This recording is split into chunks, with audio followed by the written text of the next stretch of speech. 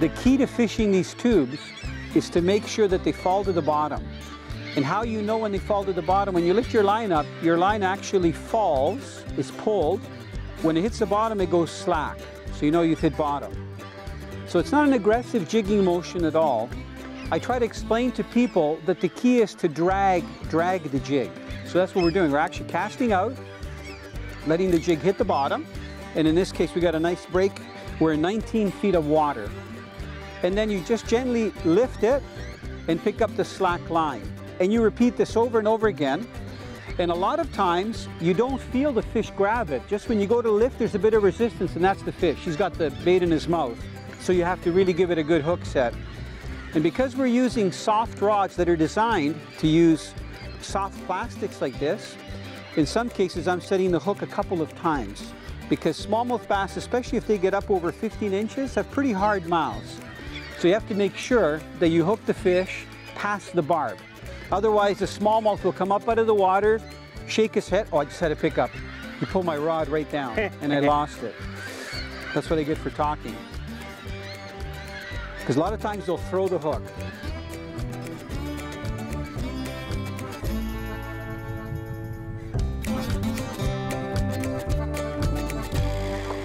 Hey, hey, hey, hey, hey, hey, hey, hey.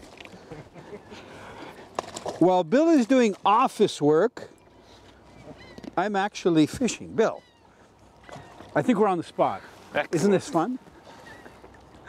And he ate it. I don't know if this is the same fish.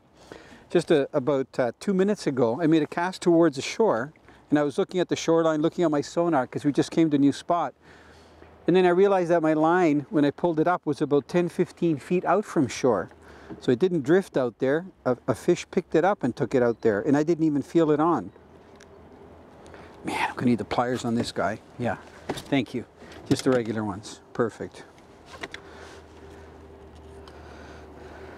You think it was the same one? You know what? I don't know. I'm gonna cast in the corner again. It's a nice structure spot. You can see that we're fishing, it's a series of canals here. We're actually in Buffalo, New York, fishing Lake Erie, and this would be considered part of the harbor. All I did was toss it right over there, Bill. So there might be another one there. And we're fishing these steep dropping shorelines. So the water goes from about 5 to 20 feet. We're in 18 feet with the boat, so look at how close we are. And we're using these small 4-inch tubes with light line, just letting them sink to the bottom and lifting them up gently.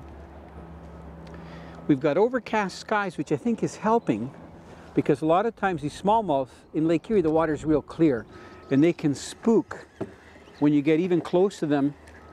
You know, like I'm talking in 15 feet of water, they can shy off and they won't hit anything. So I think the overcast skies are in our favor, and we're just going to cover a lot of shorelines and see if we can get some bigger fish. Fisher girl!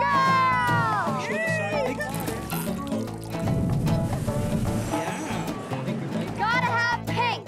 Now, you know, ladies, bait fish are one of the best baits to use. You know, little minnows when you go fishing?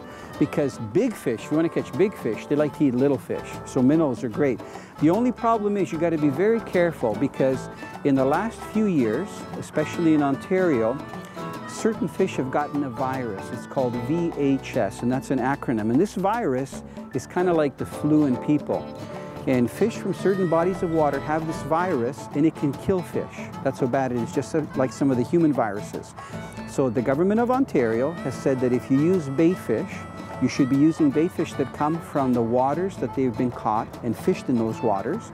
If you buy bait fish from a bait shop, it's very important that you don't transport them or catch them from a lake and take them to another lake, so that if they do have this VHS virus, that you don't contaminate other fish. The other reason you shouldn't be moving fish from one body to another body of water is because if you release minnows, let's say you're done fishing and then you throw your minnows that are left in your pail back into the lake, if those minnows didn't belong there, it could create a real problem, because they can take over the lake. and it can have negative repercussions on the lake. So we have many examples in Ontario where people have released fish. One is Lake Simcoe, where people have used smelts for bait, and then they release their smelts that they were using, and then the lake has so many smelts that it kills off some of the native species of fish. It's real problems, okay? So you're not supposed to transport the minnows and use them from one body of water to the other. When you're done fishing, I hate to say it, but you're supposed to dispose of your minnows other than in the lake. So that means dumping them in a spot, taking them home, using them for fertilizer in your garden. Roses grow real good.